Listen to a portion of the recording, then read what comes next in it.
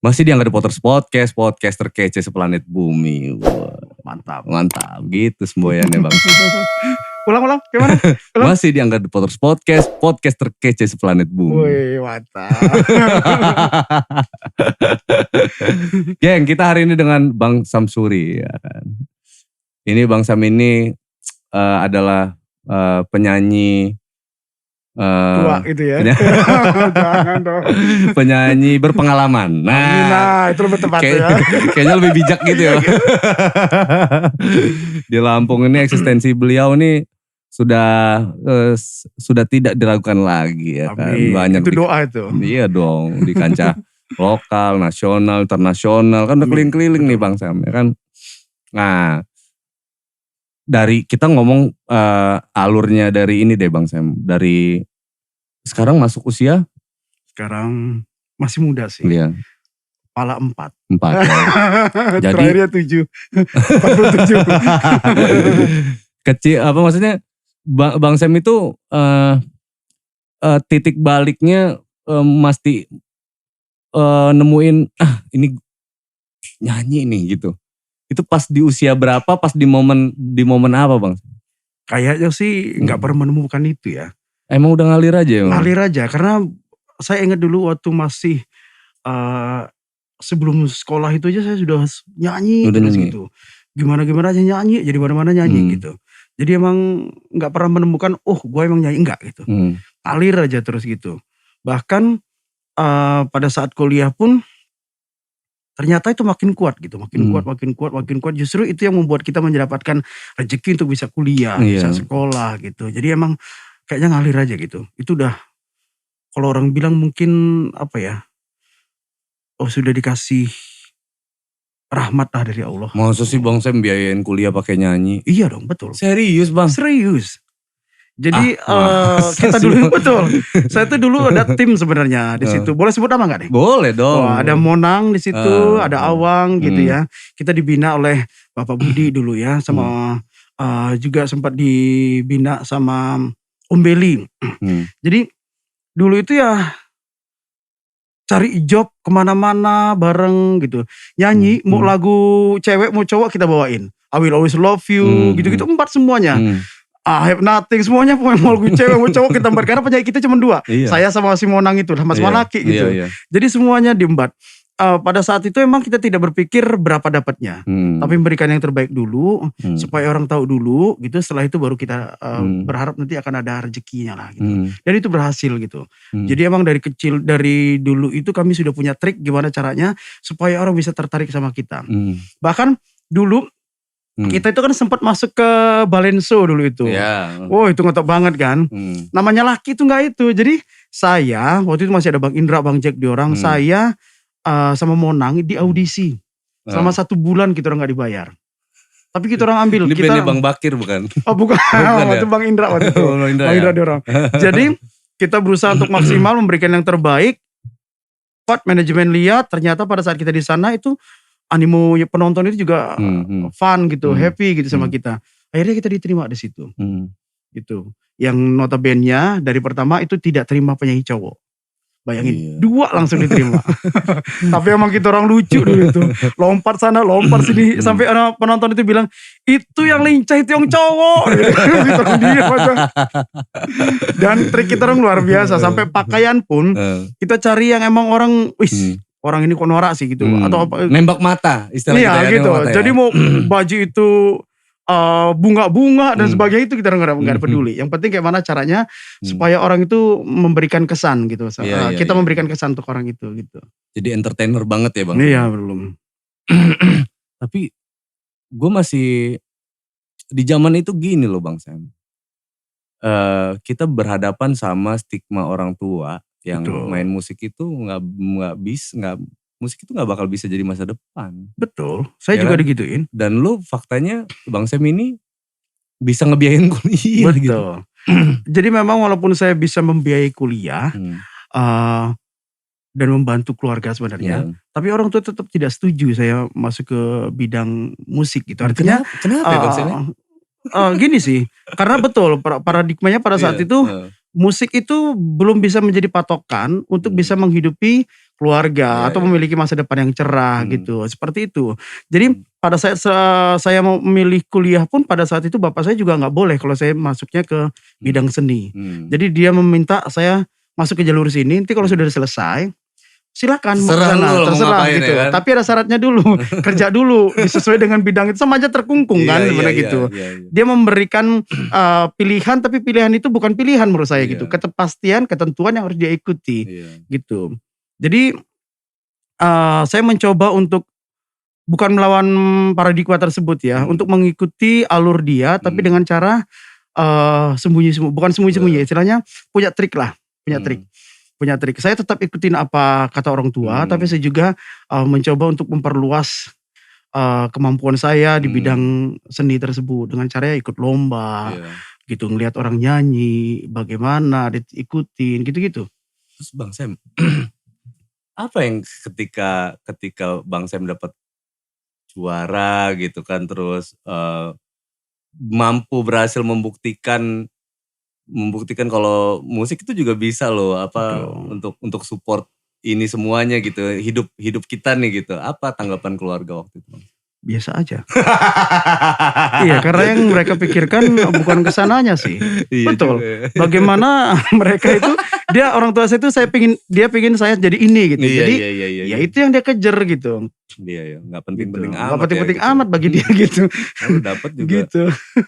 Iya, terus kenapa kalau dapat itu semua? Iya gitu. Tetap aja nggak ada duit pensiunnya itu gitu kan. Kocak juga ya. Tapi memang hobi banget ya Bang Sam. Bang Sam mulai nyanyi itu dari usia berapa sih Bang? Kalau nyanyi dari sebelum sekolah saya sudah nyanyi ya. Tapi kalau terjun ke profesional itu mungkin setelah saya masuk SMA. Di SMA itu saya dapat kesempatan dulu sama guru kesenian saya, itu namanya Bu Yunizar. SMA 5 sekarang jadi SMA 9 ya. Di situ tuh ada audisi untuk ikut lomba. Dari situ dia melihat kemampuan saya gitu. Saya dipilih dan ternyata saya mewakili sekolah dan menang gitu. Dari situ dia mencoba untuk mendidik saya menjadi seorang profesional. Saya diajak ke Balensu, dikenalin sama orang-orang, suruh belajar lagu. Saya ingat benar lagu pertama yang saya pelajari itu dari Bang Robert, pemain keyboard dulu namanya. Love is real. Wah, keren lagunya, asik dah. Iya, banget soalnya.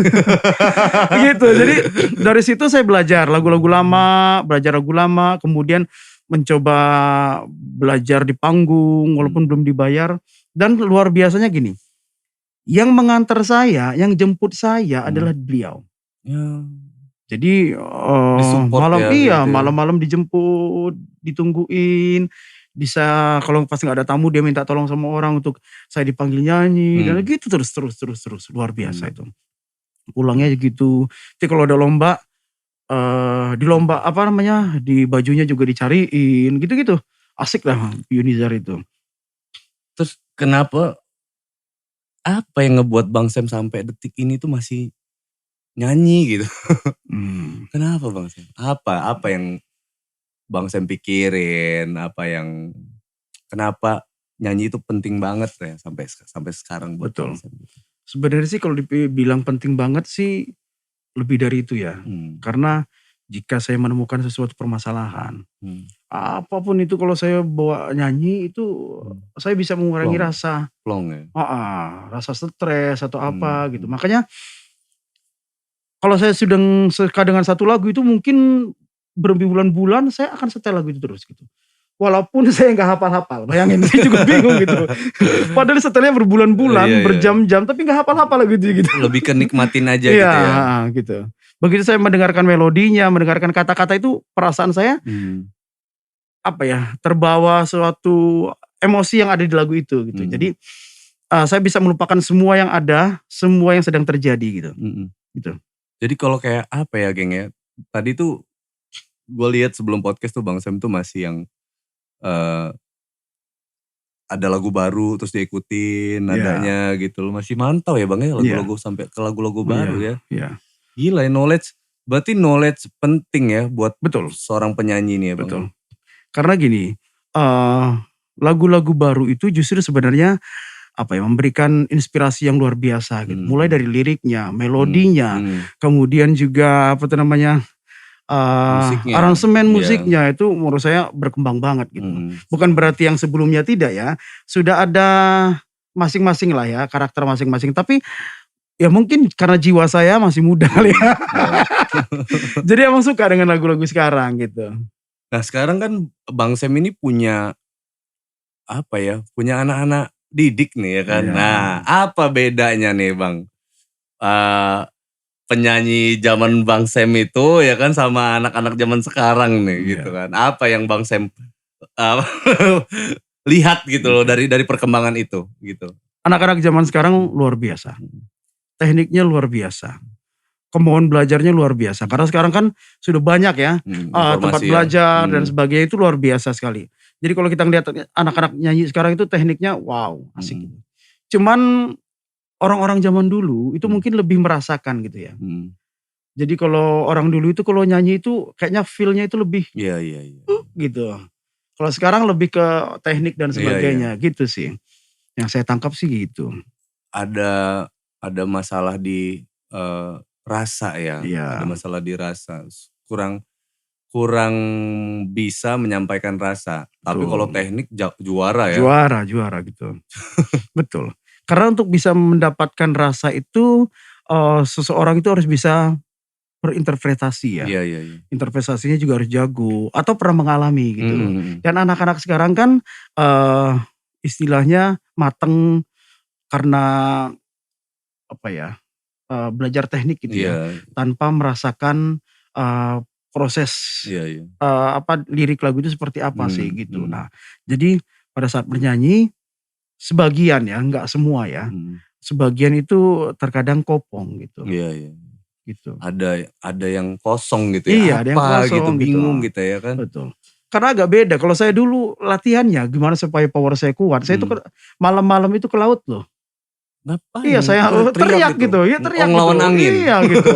Jadi emang pada saat itu caranya jalan melepaskan semua yang dirasa, kemudian latihan sekencang-kencangnya gitu. Pada saat itu seperti itu gitu. Jadi emang agak beda ya. Kalau sekarang orang gitu kan. Iya. Gitu latihan napas. Kalau dulu saya nggak ngerti itu latihan atas apa tidak. Yang penting bagaimana caranya supaya suara itu bisa sekuat-kuatnya dilepaskan gitu. Baru nanti bagaimana mengontrolnya gitu. Gitu. Tapi Beda emang. Kalau latihan vokal tuh bener gak sih Bang? Kayak jadi gue tuh kalau teknik vokal yang vokal itu gue tuh ada statement kayak gini tuh. Lo tau gak? Latihan vokal tuh kayak latihan tenaga dalam tau gak? Gitu. Pernapasan, tahan di perut gitu. Masa sih gue bilang kan? Bener gak sih Bang itu? Sebenarnya sih Kan, ya? Betul. gitu kan. Betul. Tapi alhamdulillah begitu pas zaman saya sekarang ini, emang saya tidak belajar gitu lagi ya. Tapi karena pada saat itu melihat orang mencoba, ternyata apa yang dilakukan orang-orang sekarang itu sebenarnya saya sudah lakukan gitu pada saat itu. Jadi kematangan teknik vokal juga dapat. Walaupun ada bagian-bagian tertentu yang saya tidak bisa capai gitu. Misalnya suara dalam dan sebagainya itu saya nggak bisa. Karena emang jenis tone saya emang sudah high gitu, tinggi. Tapi emang belum mantap di bagian head voice-nya. Kalau pertanyaannya tadi apakah benar itu latihannya kayak tenaga dalam? Kayaknya sih bener. Ada bener betul-betul. Iya kan kalau penyanyi bener tuh yang gue lihat tuh gini loh Bang. Gue tuh kalau ngeliat penyanyi tuh ya, dia orang nyanyi 10 lagu 20 lagu, pita suaranya gak ada capek-capeknya. Tapi begitu dia keluar tuh, badan dia pegel. Ya. Ininya jadi pegel. Gue bilang, lu gak ada keluhan sama pita suara nih? Nggak ada gak? Tapi enak badan nih, pegel gitu. Kok larinya malah ke pegel-pegel itu Bang? Kenapa tuh Bang? Betul, karena kan misalnya kita mau pakai untuk head voice itu kan, atau suara bagian kepala itu kan sebenarnya tekniknya dari ini, diafragma. Ininya yang bergerak gitu. Jadi ini yang bergerak, bukan itu. Jadi karena tekanan ke sini, baru dia akan larinya ke sana gitu. Nah, sebenarnya itu kan kalau teknik napasnya nggak beres ya capek semuanya emang gitu. Saya waktu pas pertama belajar suara ke sini, supaya tingginya bagian ke sini itu kan di-push ke sini, itu kita puyeng loh. Kayak memuntah gitu. Itu emang benar, kejadian seperti itu. Karena mungkin ada bagian-bagian yang tidak terbiasa pada saat kita tekan push napas ke bagian kepala sehingga dia puyeng gitu. Hmm. Melalui ambang Iya, yang iya. harusnya ada gitu. Jadi puyeng. Tapi kalau sudah terbiasa nanti dia tekniknya sudah dapat nggak ada masalah gitu. Sebenarnya yang dibilang Angga tadi itu seperti kayak latihan tinju itu prosesnya. Iya. Tapi kalau dia sudah mendapatkan, kalau menurut saya itu dia seperti main bola aja. Iya, udah terbiasa. Sudah intinya terbiasa, gitu ya. jadi nggak kerasa gitu. Iya. Yang kerasa banget pada saat belum mencapai itu gitu. Latihannya emang luar biasa. Dalam posisi apa Bang seorang penyanyi itu dikatakan siap untuk bernyanyi gitu, gitu. Nah, misalkan dia mau nyanyi nih. Nah, dia tuh harus ngelakuin apa dulu kan, pemanasan dulu atau kayak gimana gitu. Di posisi yang kayak gimana sih maksudnya? Oh, ini udah kan oke nih, pas nih gue nyanyi nih. Yeah. Nah, pas gimana gitu kan. Ya kan? Mungkin beda-beda setiap orang ya. Kalau saya sih yang penting pada saat entah apakah kalau saya boloknya gitu ya. kebuka dulu di dalam gitu atau pipinya harus gini dulu gitu. Oke, ini udah siap nih berarti gitu. Apa harus kayak gimana Bang? Kalau saya sih biasanya ke saya diri sendiri atau ke anak-anak murid atau teman-teman yang ingin sharing. Kalau mereka mau lomba itu biasanya saya yang penting nyaman di diri sendiri dulu. Oke. Karena lomba itu menurut saya adalah bukan bertarung sama orang lain, tapi bertarung dengan diri sendiri. Kalau kita sudah bisa mengontrol diri sendiri, pokoknya memanage diri sendiri, itu apapun yang akan kita keluarkan itu kan berarti terkontrol gitu. Bener. Kapan kita mau anuin emosi kita, kapan kita, tapi kalau nggak terkontrol ya susah. Jadi siapnya dibilang nyamannya kapan? Memang nyamannya pada saat kita benar-benar udah merasa relax. Tapi memang ada pemanasan-pemanasan yang bertujuan untuk mempersiapkan segala sesuatunya supaya kita bisa relax dan sebagainya. Itu biasanya emang harus humming. Humming itu itu boleh kayak gitu dan sebagainya. Sebenarnya untuk membuat agar rongga dan pita suara itu menjadi lebih relax gitu, lebih nyaman gitu. Oh, dibuat gitu dulu ya Bang ya?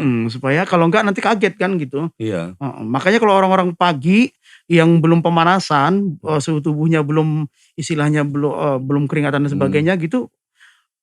Kalau saya gitu untuk ngambil suara tinggi pasti nggak bisa. Iya. Kenapa? Belum relax semuanya gitu. Jadi kalau memang kondisi badan sudah benar-benar fit, kita sudah relax, ya itu saatnya kita. Udah mulai ya? Oh gitu posisinya. Tapi kalau soal pantangan es sama gorengan tuh bener gak sih Bang? Tapi soalnya gue lihat tuh ya. Ini es nih. Ini makanya. Kan, Bang Sam aja minum es tadi kan.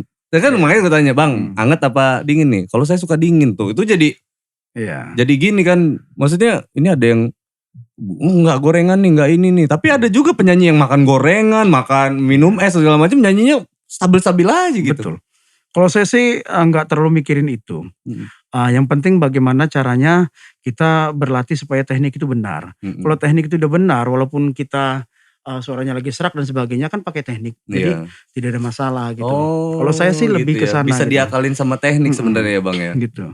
Iya juga ya kalau tahu teknik ya. Betul.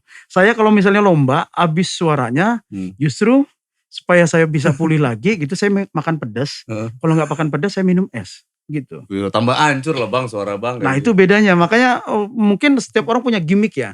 Kalau saya gitu, kalau suara saya habis serak itu justru saya makan pedas. Kalau makan pedas itu nanti mohon maaf ya, air liur saya itu makin banyak loh. Nggak tahu gitu. Begitu air liurnya makin banyak itu perasaan saya jadi relax gitu. Walaupun suaranya nanti akan tetap ada serak dan sebagainya, tapi akan relax di sininya. Begitu tenggorokan saya relax, itu saya nyaman aja gitu. Mesin makin panas ya ini ya, jadi kalau makan cabai ya. Mesin panas dong. Bang, Bang Sam kan udah sering tuh. Kan kita pernah terakhir kita jadi juri barengan tuh. Mantap, betul. Jadi juri lomba nyanyi itu ya. Ini kita sharing-sharing aja nih Bang. Kalau lika-likunya jadi juri lomba nyanyi nih ya kan.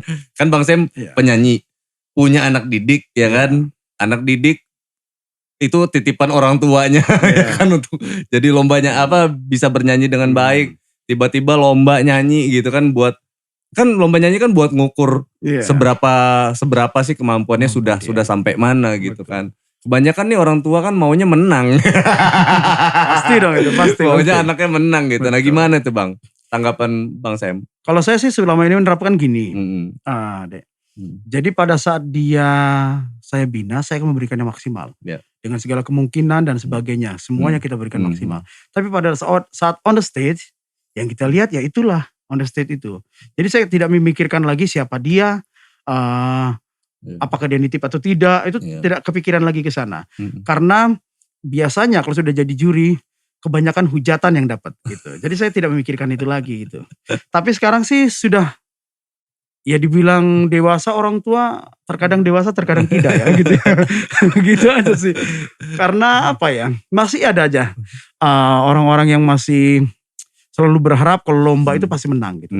Padahal sebenarnya kan mungkin dia menang di sini, tapi belum tentu di sini. Kenapa? Karena pada saat itu mungkin lawannya, kemudian lagu yang dia pilih mungkin belum tepat gitu.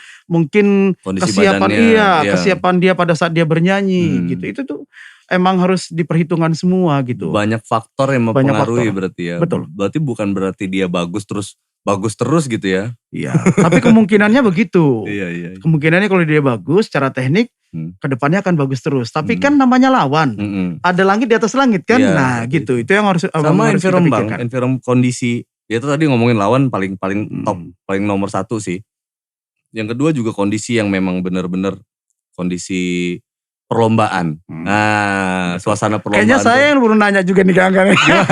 Gimana nanya apa emang Bang Sam? Karena Angga kan juga banyak nih pengalaman di situ. Nah, kira-kira cerita juga dong ke kita. Pengalaman yang paling seru selama menjadi juri penyanyi. Iya, kalau Angga sih itu dimusuhin orang tua peserta kalau Angga sih gitu. Ya. Jadi kalau Angga tuh punya kebiasaan kayak gini Bang Sam. Kalau pada saat jadi juri tuh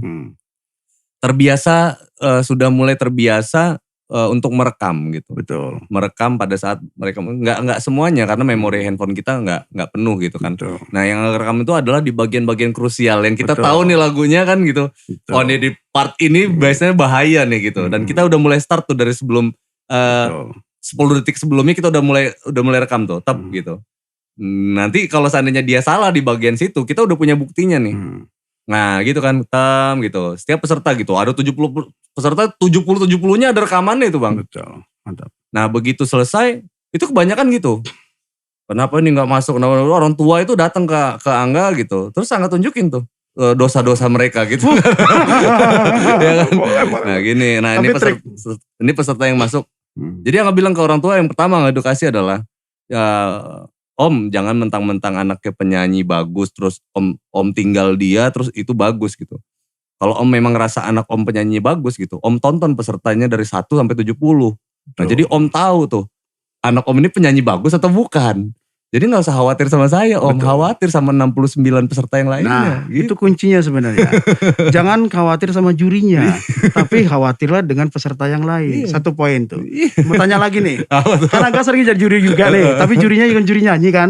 Nah ini sebenarnya berita di luar itu kan kalau per aja gak apa-apa ya, cek aja ya. Kalau bukan penyanyi, jadi juri itu katanya gak tepat. Padahal sebenarnya pancingan aja sih. Suatu organisasi atau pelaksana lomba itu memilih juri pasti ada kriteria tertentu kan. Kenapa dia sampai bisa memilih orang itu kan gitu. Pasti ada kriteria tertentunya. Nah saya pengen ini supaya buka-bukaan aja karena ini banyak kasus sebenarnya ya. Benar.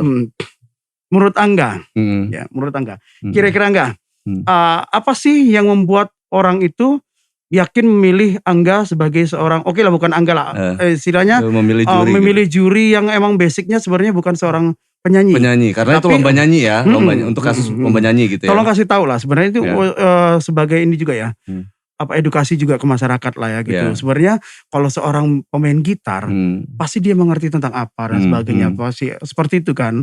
Artinya notasinya seperti apa, improvisasi yang baik seperti apa dan sebagainya. Nah cuma mungkin Angga cerita deh. Nah sekarang kita ngomong berangkat dari juri Indonesian Idol tuh ada Ahmad Dhani tuh. Ahmad Dhani kan pemain keyboard ya kan, tapi dia penyanyi gitu.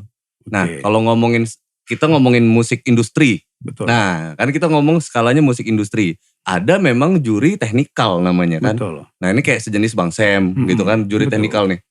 Ya kan ketemunya. Ada lagi kita ngomongin skala industrial nih. Nah kalau kita ngomongin skala industrial, ya itu tadi. Kita bicara yang kita, nah itu tadi basically Angga, pekerjaan Angga di dalam musik industri adalah musik director. Oke? Dimana kliennya itu benar-benar all semuanya gitu, dari gitaris, pemain bass sampai penyanyi gitu. Nah yang kedua nih, pengalaman Angga, nah kalau udah ngeliat, kalau Angga biasanya kalau orang sudah minta company profile Angga gitu, itu sekitar 5-6 lembar tuh Om, tebel gitu kan. Itu negosiasinya udah beda Om, ya kan. Kalau dia minta, iya beneran Om. Kalau dia minta Angga jadi juri karena faktor dia tahu Angga gitu dan nganggapnya temen gitu. Ya udah kita ngomong fair nih Om ya.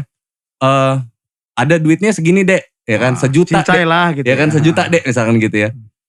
Oh ya udah Bang jalan gitu. Tapi kalau dia minta Dek minta kompronya ya, oh ya udah tetap gitu. Oh ya udah Dek, nih kompronya masuk nih Dek. Budgetnya 1 juta ya, nanti dulu Bang. Kalau Abang udah lihat kompro saya, budget saya nggak 1 juta. Betul. Berarti Abang ngelihat pengalaman saya dari kecil sampai sekarang cuma 1 juta. Nggak bisa kayak gitu. Kan. Iya kan. Karena saya udah punya, di situ kan udah banyak tuh pengalaman kan. Dari gimana saya ngebangun musik di Lampung gitu hingga menyentuh kancah nasional sampai ke internasional event sih. Kolaborasi saya sama musisi-musisi nasional ada semua Bang di situ. Terus sesimpel itu Abang bilang budget saya segitu, ya nggak bisa. Jadi Abang cuma beli kompro saya segitu gitu. Kalau Abang udah lihat kompro saya, budget saya nggak segitu. Nah kalau fair yang pertama tuh kan kayak gitu tuh. Angga sudah biasa berhadapan sama banyak penyanyi sebenarnya Bang. Betul. Jadi kan misalkan Angga ngiringin Bang Sam nih. Angga tahu nih karakter Bang Sam tuh kayak gimana gitu. Oh gini dia teknik. Nah poin penjurian kan kita udah tahu tuh. Apa itu interpretasi, apa itu teknik, apa itu perform, apa itu kan kita udah punya semua tuh. Betul. Kita udah lihat nih. Oh Bang Sam nih, oh teknik dia ini begini. Belum yang bule nih Bang. Ya kan bule-bule lebih gawat lagi. Terakhir kan Angga ngiringin Kate tuh. Kate Martin gitu. Mantap. Ngiringin Kate tuh. I believe I can fly. Nah itu satu ya. Apa itu because of you. Wah mantap. Itu kan dia benar-benar dari performing, teknik vokal, interpretasi. Itu nggak salah satu not aja malah kita yang kena kritik tuh Bang. Betul. Kata dia. Nah kita benar-benar harus sempurna gitu dalam hal performing. Dia nggak boleh ada kesalahan intinya gitu tuh. Artinya, jadi pada saat kita menjuri itu kita sudah punya basicnya. Betul. Artinya kepekaan terhadap notasi, Betul. ya kan. Kemudian pengalaman kita melihat teknik dan sebagainya, gitu kan. Itu artinya komposisi dan sebagainya. Dan satu lagi, musik director itu luar biasa loh, karena semuanya nanganin. Nah ini juga supaya untuk supaya masyarakat itu tahu sih apa sih sebenarnya musik director itu seperti apa sih Dek? Tolong kasih tahu dah apa aja gitu. Musik director itu penata musik, jadi kayak mengarahkan. Jadi ini kelasnya untuk kelas industri sebetulnya gitu. Jadi gini Bang. Tapi kan gini dulu, pada saat kamu mengarahkan kamu harus sudah punya poinnya semua dong. Gitu. Punya kemampuan itu, kepekaan terhadap itu semua. Betul. Karena yang diarahkan bukan hanya pemusik ya, tapi penyanyi dan sebagainya gitu. Nah, itu jadi ketika Angga dibayar secara profesional ya kan untuk mengarahkan musik gitu kan. Kan musik direction ya kan, pengarah musik ya kan. Pengarah musik ini jadi itu sama aja klien itu sudah naruh ini musik harus punya diferensiasi. Lagu harus punya diferensiasi. Itu semua ditaruh di pundak Angga ini Om. Ya kan? Jadi Angga bukan cuman disuruh.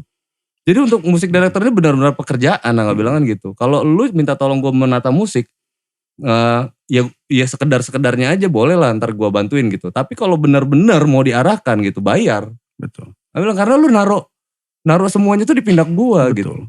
Karena feel-nya di situ harus dapat, mulai dari musiknya, kemudian penyanyinya. Betul. Gitu kan, jiwanya juga harus dapat di situ, ya kan gitu. Karakter yang ingin dicapainya dapat. Jadi semuanya sebenarnya luas kan gitu. Makanya kemampuan musik director juga bukan cuma sekedar dia dia sehari mendengarkan berapa lagu gitu. Angga pernah ditanya Bang, Angga sehari berapa lagu yang Anda dengar gitu? Emang berapa? Kalian biasanya dengar sehari lagu itu berapa gitu?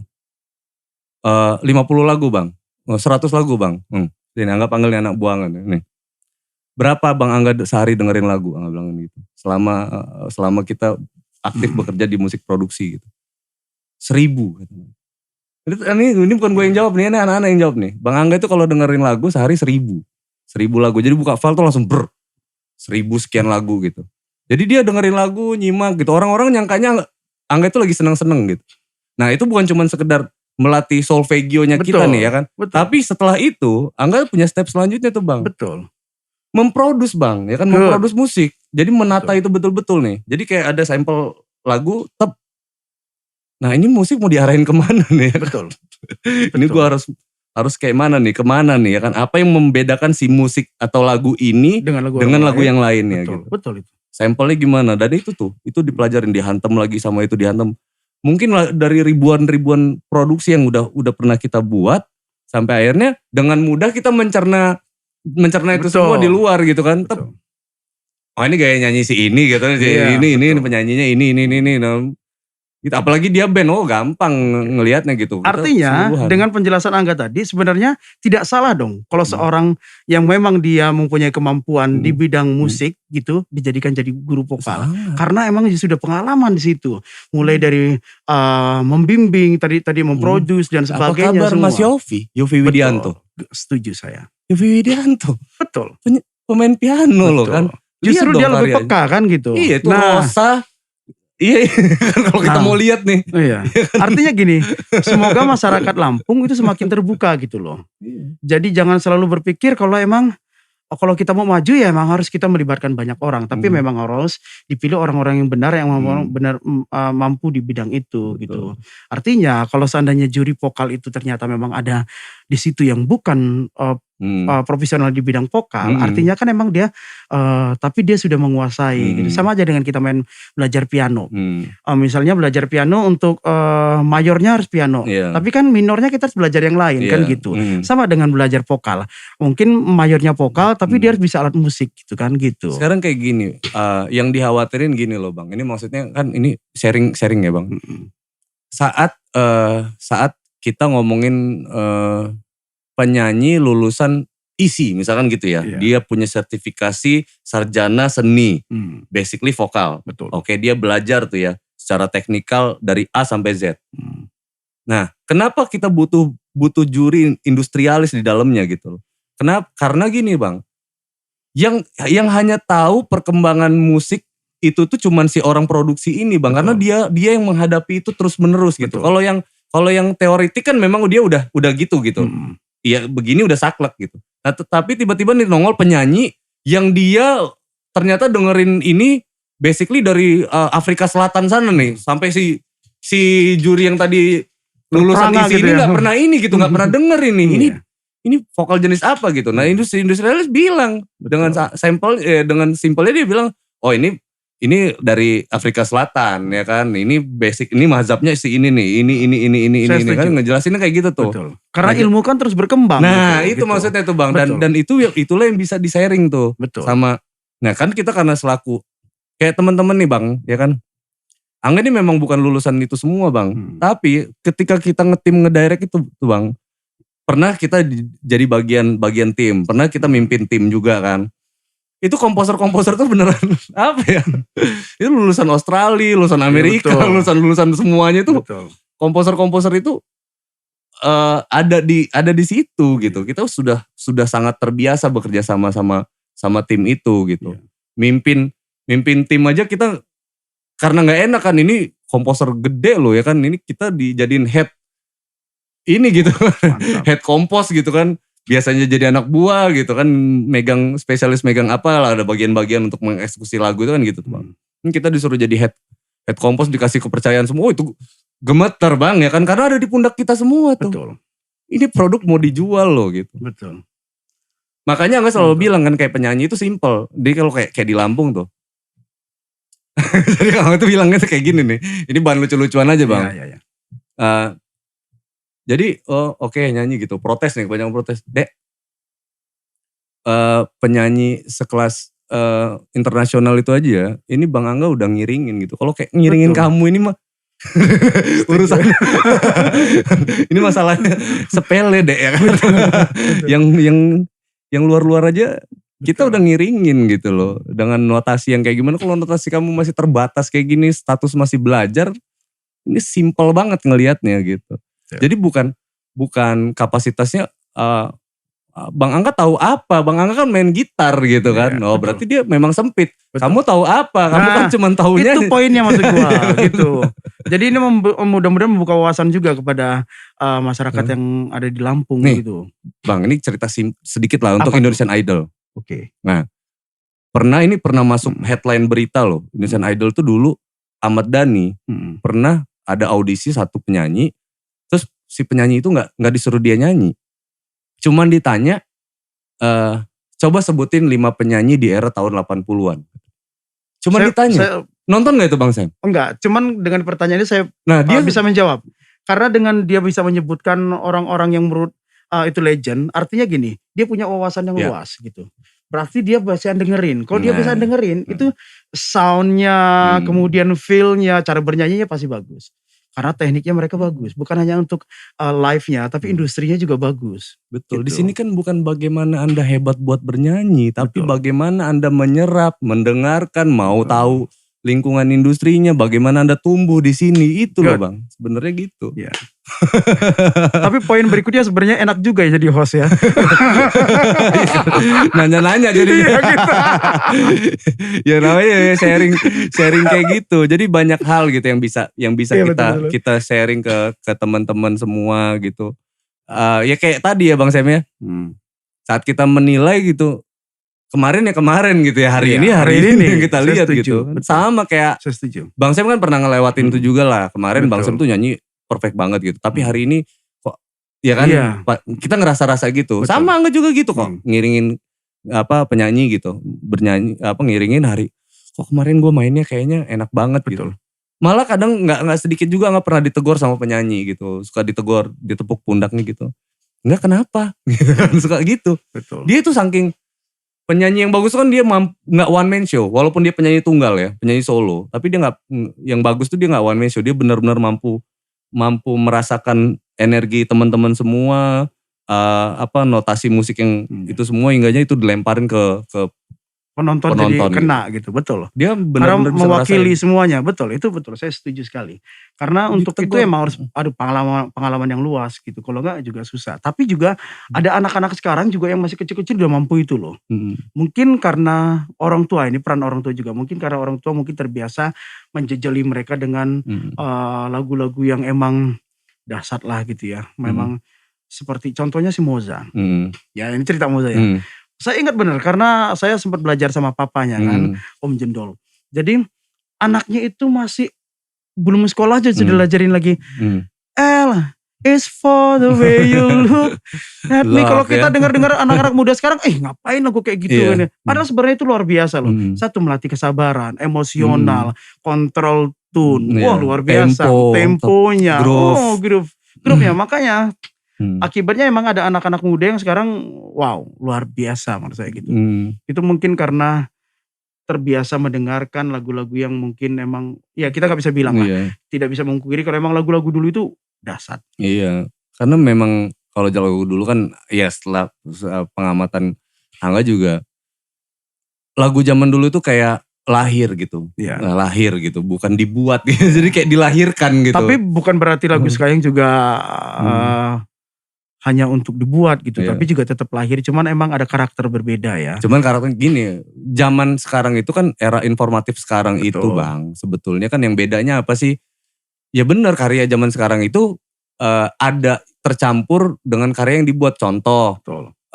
Lagi populer kata-kata insecure, tiba-tiba besok ada tuh lagu judulnya insecure. Emang ya kan gitu tuh. Easy listening gitu. Nah kalau zaman dulu kan emang gak ada sesuatu apa gitu, tiba-tiba kayak misalkan Titiek Puspa cerita tentang kupu-kupu malam misalkan gitu.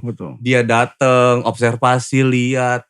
Jadi emang proses untuk menjadikan lagu itu luar biasa gitu ya. Jadi relate banget kan. Jadi masterpiece kan. Jadi kisah hamil dulu gitu baru keluar kan gitu. Setuju saya. Gitu. Makanya sampai sekarang jadi legend lagu-lagu seperti itu gitu. Iya kan jadinya ada pengalaman yang mewakili orang banyak. Nah dulu Bang, nah ini sedikit sharing juga deh. Kalau industrial zaman dulu Bang, itu 3 director Bang. Kita dibekali 3 director. Pertama musik director. Yang kedua vokal director. Vokal director ini lain lagi nih, ya kan. Yang ketiga itu ada lirik director. Nah, jadi kalau ketemu pertama yang kita harus berhadapan sama lirik director dulu nih. Lirik director baru naik ke musik director. Terakhir eksekutornya baru si vokal director. 3 director yang harus kita laluin di industrial itu. Karena apa? Karena masalah lirik ini persoalan zaman dulu itu memang harus betul-betul lirik bukan ngomongin kasar atau enggak ya, tapi lebih mewakili orang banyak gitu. Betul. Jadi jangan sampai lirik dalam skala industrial itu yang mengerti hanya kamu, dirimu dan Tuhan yang Maha Esa aja gitu. Ya, jadi gitu maksudnya. Si lirik tuh ada di pundak dia nih. Gimana caranya satu Indonesia ini mahamin lirik kamu gitu. Walaupun kata-katanya puitis gitu ya. Iya. tidak merubah makna. Nah itu hebatnya si lirik director tuh. Dia walaupun dia pangkas, mengganti, mengapa segala macam, tapi tidak merubah makna si lagu itu gitu. Itu hebatnya tuh Bang. Iya. Makanya Angga tuh kadang kayaknya tuaan kamu diri saya nih Kak. Hah? Kayaknya tuaan kamu. Itu hebatnya Angga. Tapi itu pengalaman itu. Iya, itu karena banyak baca loh. Kagum Bang lihatnya tuh. Betul. Ini dia ganti lirik, tapi kita kok gak ngerasain dia tuh ngerubah apa-apa ya gitu. Hebat ya orang ini gitu. Betul. Hebat gitu. Baru step kedua ketemu tuh musik director galak. Nggak salah ini mainnya gitu-gitu tuh kan. Nih. Semain gak sih sebenarnya gitu. Baru terakhir vokal director lebih galak. Vokalisnya dihajar tuh. Betul. Karena bukan hanya teknik dan sebagainya, tapi terkait dengan bagaimana bisa ngegrup dengan musiknya gitu, rasanya gitu. Betul. Saya ngalamin juga ini. Karena sempat rekaman gitu, ya lagu sendiri gitu ya. Emang sulit gitu. Pada saat kita nyanyi biasa dengan kita rekaman itu sulit. Perasaan kita sudah benar. Orang saya yang buat loh. Gitu kan. Saya yang buat tapi tetap aja. Gitu. Begitu dia denger, Bang ini beatnya gak nyatu nih. Kurang up, kurang gitu-gitu. Jadi ya ulang lagi. Gitu. Betul. Jadi kita tuh vokalis nyanyi nih. Apa yang salah sih dia nih. Kita aja resah gitu kan. Ulang itu gak dapet tuh. Ya kan itu kata-kata yang cinta itu harusnya begini nyanyinya gitu. Ya, betul. Gak dapet lagi. Betul. Nah ini lagi. Betul. Oke kita break dulu ya 2 jam. Kamu benerin dulu deh. Apa dulu mood kamu rapihin dulu gitu. Iya. Jadi gitu. Jadi tapi emang rasa yang dicari Bang. Betul. Pengalaman juga gini. Pada saat rekaman saya juga bingung waktu itu. Saya utamain supaya dia gak palas. Ternyata bukan itu yang dicari. Begitu feel-nya sudah dapat, dia sudah ngegrup dengan musiknya, walaupun ada yang palas gak ada masalah. Iya, jadi gitu sebenarnya betul. Karena ya, bisa dibenerin ya, gitu. Bisa dibenerin kan gitu. Palasnya bisa dibenerin. Karena feel itu nggak bisa diciptakan pada saat kita rekaman. Itu emang harus benar-benar dari diri penyanyinya gitu. Jadi kayak itulah musik industri tuh Bang. Fales tidak fales itu teknikal nyebutnya.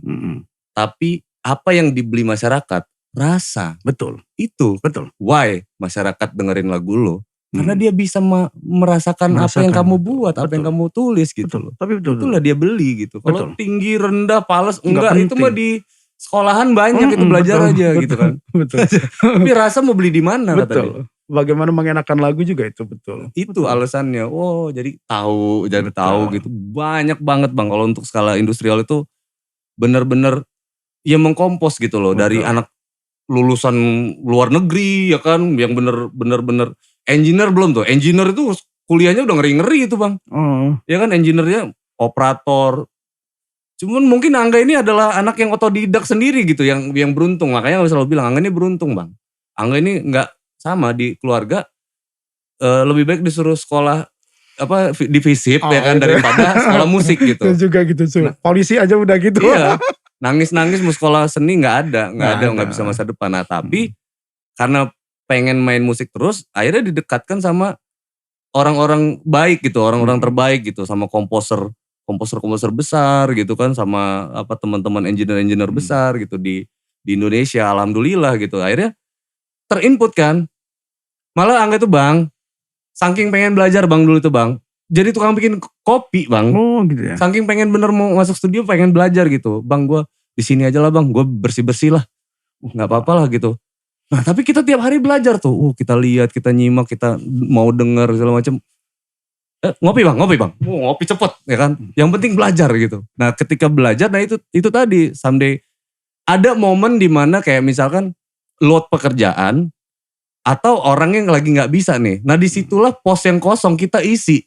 Disitulah kita buktiin kemampuan kita gitu loh Bang. Disitulah kesempatan. Cari momen ya. Kan bilang kan kadang kan niat aja gak cukup nih. Betul. Harus ada kesempatannya nih. Ada kesempatannya betul. Tetap kita dikasih tuh kesempatan. Dari situ kita maksimal tuh. Wih, kapan bisanya gak ya kan? Gitu. Gimana gak bisa Bang tiap hari di sini bikin kopi ngelihat. Betul gitu kan. Saya setuju benar itu. Karena saya mengalami juga. Saya juga otodidak gitu. Jadi cara belajar itu saya lihat orang gitu. Nanti saya di rumah itu saya coba. Kok bisa kayak gitu ya? Kok bisa orang itu bisa menangis ya? Kok itu kayak mana ya? Gitu. Itu prosesnya lama sekali gitu. Tapi begitu dapat truk, cuman begini aja gitu. Gimpil gitu. Karena kapanpun kalau kita mau menitikan air ternyata dengan bernyanyi itu bisa gitu. Istilahnya gitu. Kapan saya harus senang bisa. Nah itu susah sekali orang untuk mendapatkan. Tapi ya saya belajar dari otodidak gitu. Ngelihat orang, lihat, dicoba di rumah. Lama bener cobanya. Bener. Luar biasa itu. Simple kriteria tuh kayak gini loh Bang. Kayak tadi kita balik ke kriteria gitu. Misalkan dalam sebuah perlombaan dep gitu, dibutuhkan benar-benar sertifikasi penjurian misalkan gitu ya. Juri harus punya sertifikasi misalkan, harus bawa kertas lembar yang isinya sertifikat di tangan balai latihan kerja apa, sarjana apa, isi lah apa segala gitu ya. Nah sekarang kita bicara kapasitas dia harus menilai secara keseluruhan nih kan ada poin-poin penjurian tuh. Ada performer gitu. Ini guru-guru musik ini emang dia belajar berapa perform yang udah dia lewatin gitu. Ya kan? Ada 1.000. Paling banyak 2.000 lah gitu. Nah, performer sesungguhnya siapa yang mau nilai? Ya kan harus cari orang yang punya kapasitas lebih dari itu. Kalau kayak teknikal, vokal gitu. Ya udahlah dia juaranya lah gitu. Tapi untuk mata lomba yang mata penilaian yang lain kan dia belum punya kapasitas. Dan disitulah kita bahas. Kayak Angga pernah bilang gitu kan. Jadi enggak, kita nih butuh sertifikat apa gitu yang Angga bawa gitu. Angga bilang, emang musik director, coba sebutin musik director yang abang kenal. Angga bilang, yang tahu deh, gak usah kenal deh, tahu aja gitu. Ada Ahmad Dhani, Melly Goeslaw. Sekarang tanya sama mereka punya sertifikat gak gitu. Nggak ada Bang, nggak ada sertifikat musik director tuh nggak ada. Semua itu ditempuh dengan pengalaman-pengalaman yang ini gitu. Nah abang ini cari guru musik, apa cari ini gitu, tinggal kita balik aja tuh. Kalau cari guru musik ya itu, ada komposer benar-benar lulus dari sekolah, ada komposer yang benar-benar dia terjun di dunia industri. Jadi dia jadi artis di komposer itu. Contohnya kayak Tohpati misalkan gitu ya. Tohpati tuh nggak perlu jadi artis Bang untuk membuktikan dia seorang komposer karena memang dia komposer besar. Karena dia masuk ke lingkungan artis ya jadinya artis gitu kan. Kayak siapa lagi Erwin Gutawa misalkan gitu kan nggak perlu juga dia kayak gitu karena dia masuk ke lingkungan itu ya akhirnya dikenal sebagai artis gitu. Kalau kayak kita nih tinggal abang tuh baca rekam jejak kita aja misalkan saya nih. Lihat aja tuh rekam jejak saya tuh kemana gitu. Alurnya kemana gitu. Misalkan saya cuman kasih link tuh. Ya telusurin aja dari rekam jejak digital tuh linknya ke sini. Oh iya juga ya enggak. Ya, coba deh tanya sama Melly Goeslaw ada sertifikat musik director enggak? Mbak Melly gitu. Atau Mas Ahmad Dhani ada sertifikat musik director enggak gitu. Iya. Cuman emang kalau di Lampung masih terbiasa mereka saya pernah juara ini gitu kan. Itu yang perlu istilahnya pembelajaran juga lah. Harusnya jika seseorang sudah ditetapkan sebagai juri pasti dia punya kemampuan di bidang itu. Apalagi yang melakukan kegiatan atau yang mengadakan lomba juga tidak mungkin mau mati kutu lah istilahnya ya gitu. Mengajak seorang juri yang emang tidak kompeten di bidangnya gitu. Artinya harusnya masyarakat juga mulai belajar.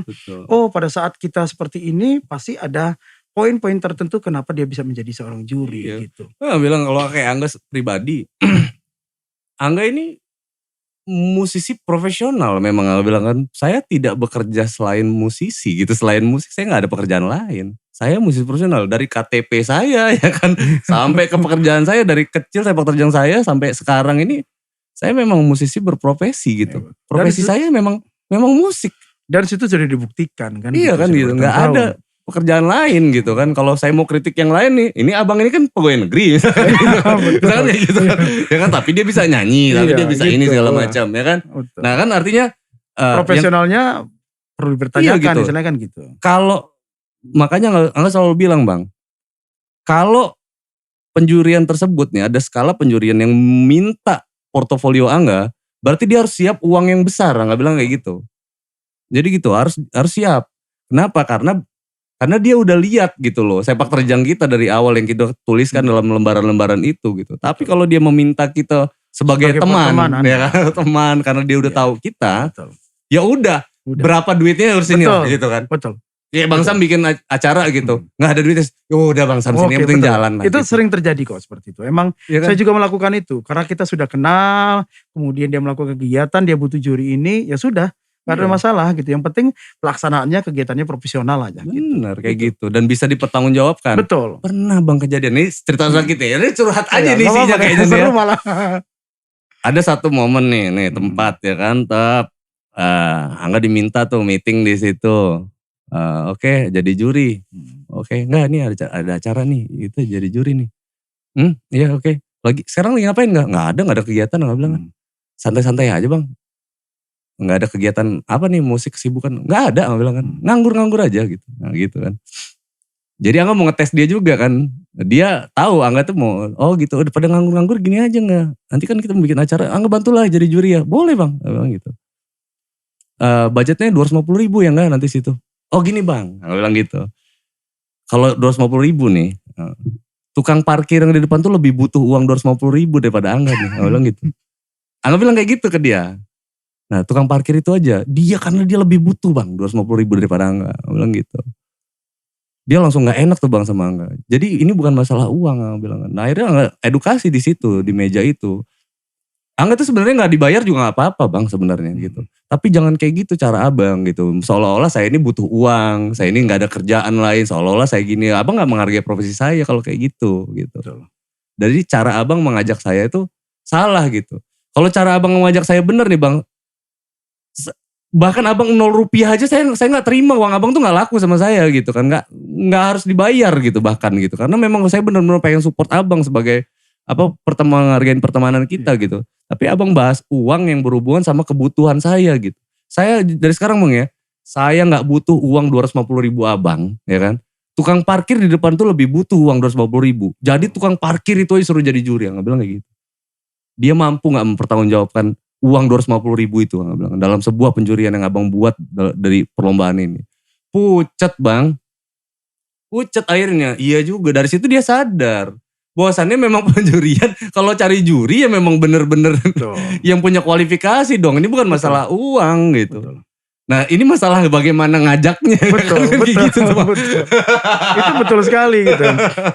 Karena emang harusnya emang punya trik lah ya. Apalagi kedekatan itu emang rasa, cara ngomong itu penting sekali gitu. Karena kita seniman bang. Betul. Seniman itu kan bisa dibayar mahal sekali, bisa atau dibayar tidak sama sekali gitu. Benar kan bang? Betul. Karena dia memang, kalau dia memang ngajaknya bagus, kita buat apa uang lu gitu kan. Bahkan terkadang kita yang nawarin, udah biar saya aja lah. Udah biar saya aja yang bantu gitu. Malah kita keluar duit ya bang. Iya, gitu. Itu sering terjadi kalau saya nge-MC. Gitu, kalau ada teman-teman gitu, dia cerita sebenarnya.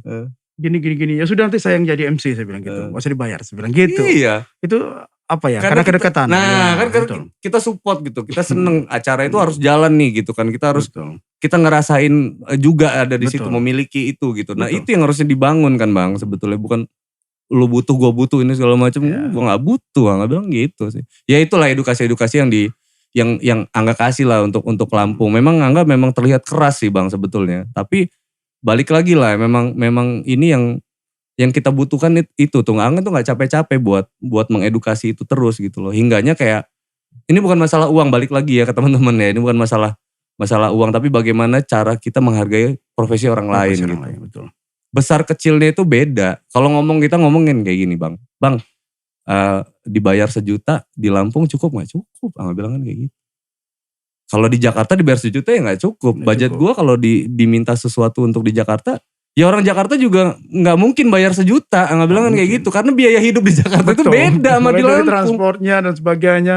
Iya dong ya kan. Betul. Kalau kayak kita ngomongin juri di Pahoman misalkan gitu ya kan. Kalau kita mau ganti transport misalkan gitu, paling cuma 50.000 sih ya kan. Atau Grab bolak-balik 100.000 deh, nggak bilang kan gitu. Kalau Jakarta nggak gitu, bisa. Tol, bensin, ya kan. Belum berangkatnya, saya kan pernah di Jakarta lama tuh. Ya kan gitu. Mau ngisi acara misalnya di Pasir Putih gitu ya. Rumah kan waktu itu masih, kosan waktu itu masih di Jakarta Barat itu. Kalau di sana jam 9 kan kita jam 6 harus udah berangkat. Betul, kalau nggak telat gitu. Gila itu. Ya, tingkat itu pun kita harus naik ini loh, apa namanya, kalau dulu masih taksi ya. Berapa itu? Gitu kan. Argonya gitu. Jalan deh. Makanya kita gitu. Naik taksi tapi ngeliatin argo. Bayar gitu kan. Betul. Nah artinya kan kayak gitu kan, kalau kita ngukur yang layak ngukur kebutuhan kita tuh ya kita sendiri bang. Orang itu gak layak ngukur kebutuhan kita gitu.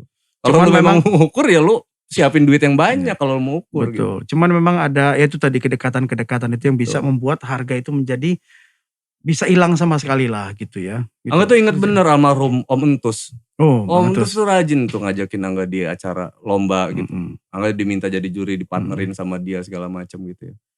Angga tuh gak pernah Bang, Om Entus itu juga kenapa rajin ngajakin Angga gitu.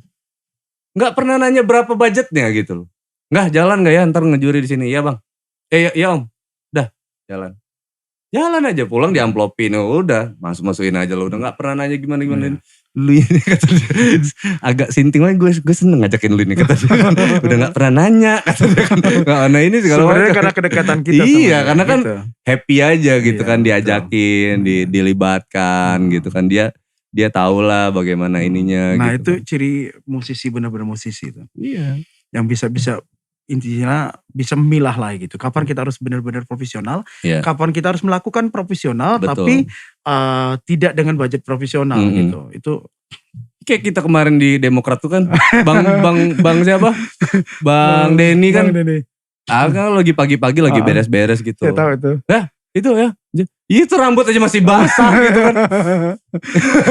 Diculik di sini gitu kan. Ya udah jalan aja gitu. Saya Bang Sam, Mbak Yudit gitu.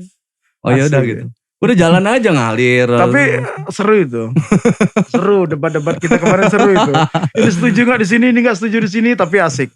Masing-masing punya alibi dan itu benar gitu. Menurut saya juga benar. Makanya saya enggak, harus menangan dia, harus enggak gitu. Kenapa? Begitu saya mendapatkan pencerahan dari Angga, benar. Karena dia melihat dari sisi sini gitu. Dan Angga pun juga seperti itu. Waktu saya kasih alasan juga ya, gitu. Nah itu luar biasa. Karena kita ngelihatnya kan, oh iya kan, ngeliat sudut pandang yang beda nih Bang ya kan. Nah, tapi tetap musuh kita tuh tetap orang-orang tuanya peserta ini. Tapi saya bersyukur loh, jarang yang seperti itu. Biasanya kalau sudah pegang ini, oh gua harus menang nih. Yang ini menurut gua, ini gitu. Tanpa memberikan edukasi. Nah, dan kemarin Angga memberikan edukasi sama saya gitu. Jadi saya berpikir, oh iya betul juga, pengalaman saya begini begitu gitu. Itu luar biasa gitu. Ya tapi inilah ya penyanyi senior ini geng ya. Jadi kalau dia nyanyi yang buat Angga kagum itu dia baru nyanyi tipis aja udah nyes gitu. Itu ngalahin semuanya itu Bang. Jadi gitulah on point gitu loh. On point ini kan penyanyi itu dia nyanyi 3 nada udah nyes gitu, udahlah. Udah gak ada gunanya ilmu pengetahuan kita nih guys ya kan. Udahlah kita udah enak aja udah gitu. Tapi itu karena terbiasa menurut saya. Saya kalau mau nyanyi, mau senandung, mau apapun, karena dulu diajarin Om Jendol, ya harus benar-benar full gitu. Full arti kata gini, ekspresi, rasa, dinamika, notasi semuanya harus full gitu.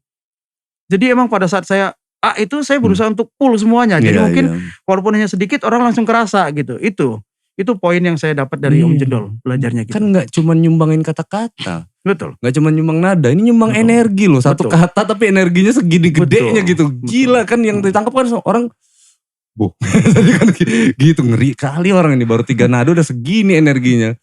Ngeri lah. Oke geng, Bang. Makasih banget loh, dia udah sharing-sharingnya banyak banget nih kita deh. Seru ya. Saya terima kasih banyak udah diundang dari kemarin-kemarin ngeliat terus. Tapi gak diundang-undang, mau minta malu. Gitu. Pokoknya kasih komen aja terus, mantap, keren. Nah akhirnya. Thank you juga Bang, thank you. Bang Sam ini memang ditunggu juga kan sama teman-teman ya kan. Mudah-mudahan podcast kita ini bisa bawa manfaat ya Bang ya buat teman-teman semua ya. Betul. Amin buat generasi hari ini, apa yang kita buat Bang, ini buat generasi kita hari ini sampai generasi yang akan datang Bang. Betul. Mudah-mudahan tuh bisa jadi jalan buat mereka. Jalan buat mereka juga kan, literatur buat mereka juga someday. Betul. Nanti mau cari sesuatu apa sih tentang daerahnya sendiri, oh ternyata ada Bang Samsuri di sini yang udah pernah ngobrolin ini gitu. Itu jadi pengetahuan buat mereka. Betul. Amin ya Bang. Amin. Dan satu lagi sih. Untuk orang tua ya mudah-mudahan sekarang sudah makin luas lah ya. Jika anaknya mempunyai kemampuan atau ingin profesional di bidang musik, ya mohon dukung karena sudah terbukti banyak yang berhasil dari bidang musik gitu. Karena dengan belajar musik itu banyak manfaatnya, mencerdaskan, kemudian membuat orang menjadi disiplin, membuat orang percaya diri. Betul. Gitu. Orang bisa berekspresi dengan baik. Badan sehat ya kan. Sehat, betul. Latihan tenaga dalam tadi. Latihan pernapasan maksudnya ya. Betul. Geng, give applause untuk Bang Sam. Thank you.